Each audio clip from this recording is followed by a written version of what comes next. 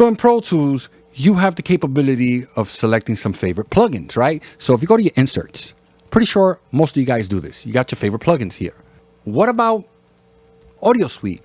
If we go to Waves Audio, I have a lot of plugins, and you know what? There's really no fast way to go up and down this list. Well, if there is, I don't know.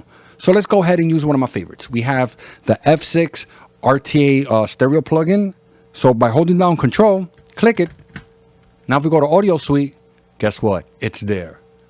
So let's go ahead and go back and let's look for the mono version of that plugin. As you can see, this is so annoying that it takes its time scrolling up and down. Same thing, Control. I have both plugins here. How about that? Really, really cool. If you accidentally click the wrong plugin, how do you get rid of it? Well, it's the same thing. Just hold down Control and click. And it's gone. So the only thing I need you to do is click that thumbs up. It'll help the channel. First time watching, subscribe, press the bell for future notifications. I want to thank you for watching this video. This is Ray, and I'm out of here. By the way, don't forget to check the description. Later, guys.